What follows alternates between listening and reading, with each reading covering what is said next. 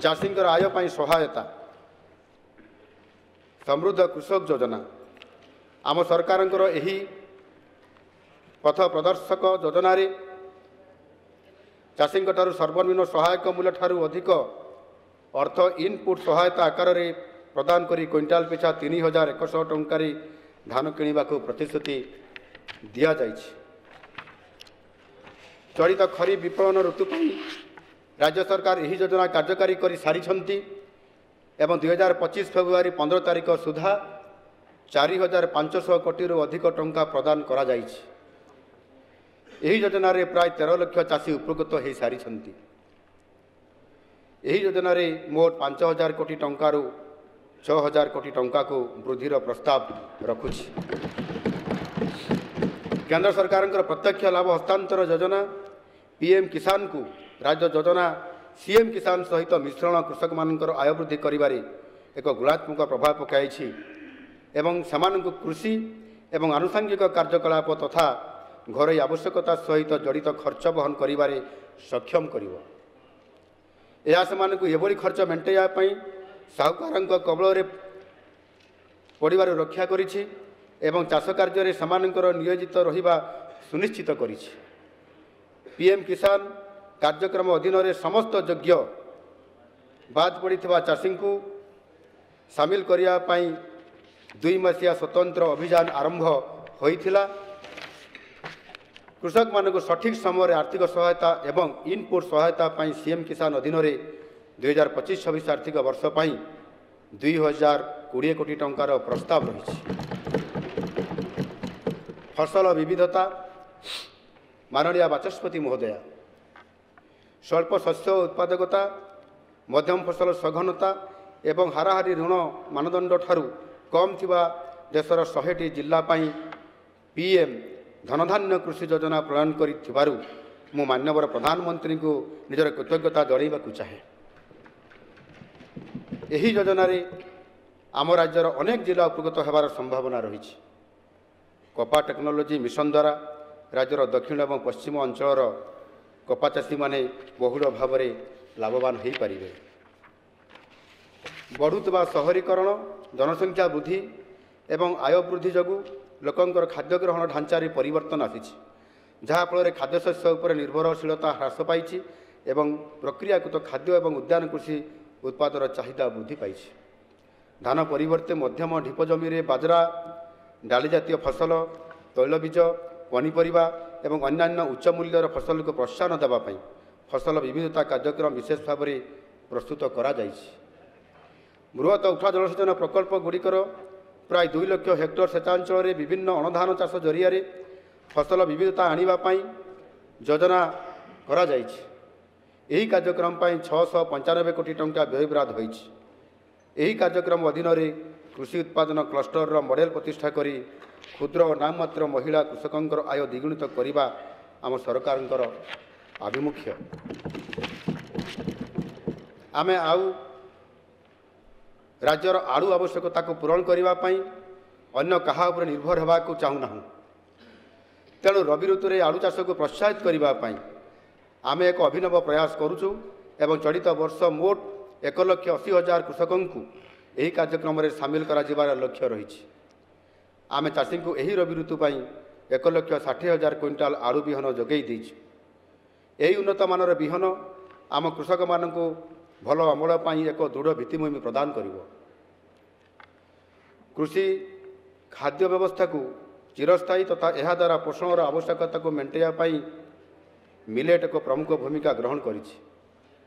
Millet चाष पाई श्री अन्न अभियान को समस्त 30टी जिलार मोट 177टी ब्लॉक को संप्रसारित करा जाइछि। चलित वर्ष आम सरकार वर्तमान एमएसपी क्विंटाल पिछा 4,290 टंका उपरे आहुरी क्विंटाल पिछा 210 टंका जोड़ी रागीर क्रय मूल्य क्विंटाल पिछा मोट 4,500 टंका निर्धारित करिसेंती। यही कार्यक्रम 600 कोटी टंकार व्यय बराद करा जाइछि। बाचस्पति महोदया अमल परवर्ती परिचालना आम सरकार एक जुगान्तकारी शीतल भंडार नीति आनिछंती। ଏହି ନୀତି ଶୀତଳ ଭଣ୍ଡାର ଚଳାଇବାର ଆର୍ଥିକ ଦିଗ ପ୍ରତି ସ୍ପଷ୍ଟ ଭାବରେ ଧ୍ୟାନ ଦେଉଛି। ଏହା ଘରୋଇ ଉଦ୍ୟୋଗୀମାନଙ୍କୁ ଉତ୍ସାହିତ କରିବ। ଏଥିରେ 7 ବର୍ଷ ପାଇଁ ମୋଟ 60% ପର୍ଯ୍ୟନ୍ତ ପୁଞ୍ଜିନିବେଶ ରିହାତି ଏବଂ ବିଜୁଳି ବିଲ୍ ଉପରେ 50% ରିହାତିର ବ୍ୟବସ୍ଥା କରାଯାଇଛି। ଏହା ବ୍ୟତୀତ ଅଚଳ ଶୀତଳ ଭଣ୍ଡାରର ପୁନରୁଦ୍ଧାର ପାଇଁ ଆର୍ଥିକ ସହାୟତା ମଧ୍ୟ ଦିଆଯିବ। ମୁଣ୍ଡପିଛା ଫଳ ଓ ପନିପରିବା ଉପଲବ୍ଧତା ବୃଦ୍ଧି ସହିତ ଖାଦ୍ୟ ସାମଗ୍ରୀର ମୂଲ୍ୟ ହ୍ରାସ ଏବଂ ଅମଳ ପରବର୍ତ୍ତୀ କ୍ଷତିକୁ ହ୍ରାସ କରିବାର ଲକ୍ଷ୍ୟ ରଖିଥିବା ଏହି ନୀତି କୃଷକ ଏବଂ ଉପଭୋକ୍ତାଙ୍କ ମଧ୍ୟରେ ଏକ ନୂତନ ଆଶା ସୃଷ୍ଟି କରିଛି। 2025-26ରୁ 2029-30 ପର୍ଯ୍ୟନ୍ତ ଶୀତଳ ଭଣ୍ଡାରକୁ ଆର୍ଥିକ ସହାୟତା ବାବଦରେ ଆମେ 252 କୋଟି ଟଙ୍କାର ପ୍ରାବଧାନ କରିଛୁ।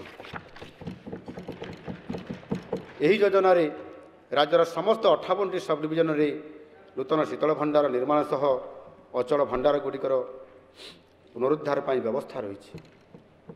କୃଷି ଯାନ୍ତ୍ରିକୀକରଣ ଏବଂ କୃଷି କ୍ଷେତ୍ରର ଉଦ୍ୟୋଗର ବିକାଶ। ଆଞ୍ଚଳିକ ଜିଲ୍ଲା ଏବଂ ଉପଖଣ୍ଡ ସ୍ତରୀୟ ମେଳା ଆୟୋଜନ କରି ବିଭିନ୍ନ କୃଷି ଯନ୍ତ୍ରପାତି ଓ ଉପକରଣକୁ ଲୋକପ୍ରିୟ କରିବା ଉପରେ ବିଶେଷ ଗୁରୁତ୍ୱ ଦିଆଯାଉଛି। ଏଥିପାଇଁ କୃଷି ଯାନ୍ତ୍ରିକରଣ ଓ କୃଷି ଉଦ୍ୟୋଗ ଯୋଜନାରେ 425 କୋଟି ଟଙ୍କାର ପ୍ରସ୍ତାବ ରଖୁଛୁ। କୃଷି ଉଦ୍ୟୋଗର ପ୍ରୋତ୍ସାହନ ତଥା ବ୍ୟବସାୟ ସୁଗମ କରିବା ପାଇଁ ମୁଖ୍ୟମନ୍ତ୍ରୀ କୃଷି ଉଦ୍ୟୋଗ ଯୋଜନା କାର୍ଯ୍ୟକାରୀ କରାଯାଉଛି। ଏହି ଯୋଜନା ପାଇଁ 264 କୋଟି ଟଙ୍କା ବ୍ୟୟବରାଦ କରାଯାଇଛି। ସାମାଜିକ, ଅର୍ଥନୈତିକ, ଜଳବାୟୁ ବୈଷୟିକ ସ୍ତରରେ ହେଉଥିବା ପରିବର୍ତ୍ତନର ପରିପ୍ରେକ୍ଷୀରେ କୃଷି ଓ ଆନୁଷଙ୍ଗିକ ବିଜ୍ଞାନରେ ଅଗ୍ରଣୀ ଶିକ୍ଷା ଗବେଷଣା ସମ୍ପ୍ରସାରଣ ପାଇଁ OEAT ମହତ ଲକ୍ଷ୍ୟ ରଖିଛି।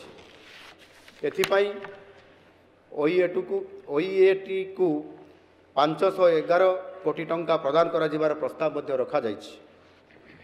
1000ରୁ ଅଧିକ କୃଷକ ଉତ୍ପାଦକ ସଂଗଠନ FPOକୁ ସହାୟତା ଯୋଗାଇ ଦିଆଯିବ। ଏହାଦ୍ୱାରା ଆଗାମୀ 5 ବର୍ଷ ମଧ୍ୟରେ ଅତି କମ୍ରେ 3 ଲକ୍ଷ କୃଷକ ଉପକୃତ ହେବେ। ଏହି ଯୋଜନାରେ ରାଜ୍ୟ କୃଷକ ଓ ନାମମାତ୍ର ଚାଷୀଙ୍କର ଆୟ ଓ ଜୀବିକାରେ ଉନ୍ନତି ଆଣିବା ପାଇଁ ସୁବିଧାରେ ଋଣ ପ୍ରଦାନ, ଆର୍ଥିକ ଓ ବୈଷୟିକ ସହାୟତା, ଭିତ୍ତିଭୂମି ସହାୟତା ଏବଂ ବଜାର ସଂଯୋଗୀକରଣ କରାଯିବ। ଏହି କାର୍ଯ୍ୟକ୍ରମ ପାଇଁ 74 କୋଟି ଟଙ୍କା ବ୍ୟୟବରାଦ କରାଯାଇଛି। ଜଳସେଚନ ଏବଂ ଜଳ ବ୍ୟବହାରର ଦକ୍ଷତା। ରାଜ୍ୟର ଅଧିକରୁ ଅଧିକ ଚାଷୀଙ୍କ କ୍ଷେତକୁ ଜଳ ପହଞ୍ଚାଇବା ଲକ୍ଷ୍ୟରେ ଆମେ 2029-30 ସୁଦ୍ଧା 15 ଲକ୍ଷ ହେକ୍ଟର ଅଣଜଳସେଚିତ ଜମିକୁ ଜଳସେଚନ ଯୋଗାଇ ଦେବୁ। ଏହି କ୍ରମରେ କେବଳ 2025-26ରେ ଆମେ 2,77,000 ହେକ୍ଟର ଜମିକୁ ଜଳସେଚନ ସୁବିଧା ଦେବୁ। ଏହି ଲକ୍ଷ୍ୟ ହାସଲ କରିବା ପାଇଁ ଏକ ଜଳସେଚନ ମାଷ୍ଟର ପ୍ଲାନ୍ ପ୍ରସ୍ତୁତ କରାଯାଉଛି। 2024-25 ଆର୍ଥିକ ବର୍ଷରେ ଜଳସମ୍ପଦ ବିଭାଗ ନିମନ୍ତେ 13,272 କୋଟି ଟଙ୍କା ବ୍ୟୟବରାଦ ରହିଥିବା ବେଳେ 2025-26 ଆର୍ଥିକ ବର୍ଷରେ ଏହାକୁ ପ୍ରାୟ 12% ବୃଦ୍ଧି କରି ମୋଟ 14,895 କୋଟି ଟଙ୍କା ବ୍ୟୟବରାଦର ପ୍ରସ୍ତାବ ରଖୁଛି। ଏହି ଲକ୍ଷ୍ୟକୁ ହାସଲ କରିବା ଦିଗରେ ଆମେ କେତେକ ପଦକ୍ଷେପ ନେଉଛୁ, ଯଥା 2025-26 ଆର୍ଥିକ ବର୍ଷରେ ବଲାଙ୍ଗୀରର ଲୋୟର ସୁକ୍ତେଲ ଜଳସେଚନ ପ୍ରକଳ୍ପର ବିତରଣ ବ୍ୟବସ୍ଥା ସମ୍ପୂର୍ଣ୍ଣ ହେବା ଦ୍ୱାରା ଅତିରିକ୍ତ 40,000 ହେକ୍ଟର ଜମିକୁ ଜଳସେଚନ ପହଞ୍ଚି ପାରିବ। ନୟାଗଡ଼ର କୁସୁମୀ ସ୍ମାର୍ଟ ଜଳସେଚନ ପ୍ରକଳ୍ପ ଦ୍ୱାରା ଅତିରିକ୍ତ 3,700 ହେକ୍ଟର ଜମିରେ ଜଳସେଚନ ଉପଲବ୍ଧ ହୋଇପାରିବ। ସେହିପରି ଭାବରେ ବରଗଡ଼ର ଘଟକେଶ୍ୱର ଜଳସେଚନ ପ୍ରକଳ୍ପ ଓ ଗଙ୍ଗାଧର ମେହେର ଜଳସେଚନ ପ୍ରକଳ୍ପ ଶେଷ ହେବା ଦ୍ୱାରା ଯଥାକ୍ରମେ ଅତିରିକ୍ତ 700 ହେକ୍ଟର ଓ 3,700 ହେକ୍ଟର ଜମିକୁ ଜଳସେଚନ ଯୋଗାଇ ଦିଆଯିବ। ଦୀର୍ଘଦିନ ଧରି ଅଟକି ରହିଥିବା କାନପୁର ଡ୍ୟାମ୍ ଓ ସ୍ପିଲୱେ ନିର୍ମାଣ କାର୍ଯ୍ୟ ଚଳିତ ବର୍ଷ ସମ୍ପୂର୍ଣ୍ଣ କରାଯିବ, ଯାହାଦ୍ୱାରା 13,000 ହେକ୍ଟର ଜମିକୁ ଜଳସେଚନ ଯୋଗାଇ ଦିଆଯାଇପାରିବ। ଏହା ବ୍ୟତୀତ ଆଂଶିକ ଭାବେ ଶେଷ ହେବାକୁ ଥିବା ରେଙ୍ଗାଲି ରାଇଟ୍ ଜଳସେଚନ ପ୍ରକଳ୍ପ ଦ୍ୱାରା 15,000 ହେକ୍ଟର, ଓଂ ଏକ୍ସଟେନସନ୍ ପ୍ରକଳ୍ପ ଦ୍ୱାରା 1,000 ହେକ୍ଟର ଏବଂ ଛେଡ଼ିଗଡ଼ା ଘୋଡ଼ାହାଡ଼ା ଲିଙ୍କ ପ୍ରକଳ୍ପ ଦ୍ୱାରା 1,000 ହେକ୍ଟର ଅତିରିକ୍ତ ଜମିକୁ ଜଳସେଚିତ କରାଯିବ। 2029 शेष सुधा रेंगाली लेफ्ट प्रकल्प द्वारा बाकी रही 22,000, रेंगाली राइट प्रकल्प द्वारा 25,000 हेक्टर, समन्वित आनंदपुर ब्यारेज प्रकल्प द्वारा 480 हेक्टर, कानपुर 300 हेक्टर, हाडुआर 3,500 हेक्टर और एक्सटेंशन प्रकल्प 12,000 हेक्टर, छेड़ीगड़ा जलसेचन प्रकल्प 50 हेक्टर जमी को जलसेचन जोगाई दि जाए। यह व्यतीत 4टी नूतन जलसेचन प्रकल्प संपूर्ण करा जाई अतिरिक्त जमी को जलसेचित करा जिवो, यथा सोन जलसेचन प्रकल्प द्वारा 9,900 हेक्टर जमी, बांकतीरा प्रकल्प द्वारा 7,300 हेक्टर जमी, तुरी गुंट प्रकल्प द्वारा 9,000 हेक्टर एवं उपरलांच प्रकल्प द्वारा 4,700 हेक्टर जमी। यहीपरि भाव में अन्य प्रकल्प योजना प्रस्तुत करा जाउछि। 2029 सुधा हाथ को निया किछि नूतन जलसेचन प्रकल्प गुड़िक है खैरी बंधन, भृतांग,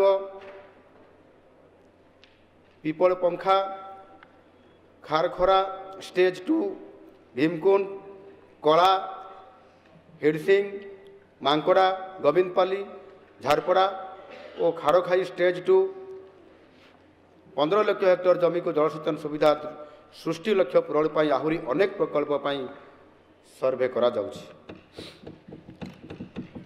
चलित वर्ष बजेट रे मु जलसंपद विभाग निम्नलिखित नूतन योजना गुड़िकर प्रस्ताव दूछि। जदि आपंक आम भिडी भल लगा तेब आम चैनल को लाइक, शेयर और सब्सक्राइब करने को जमा भी भूलु नहीं।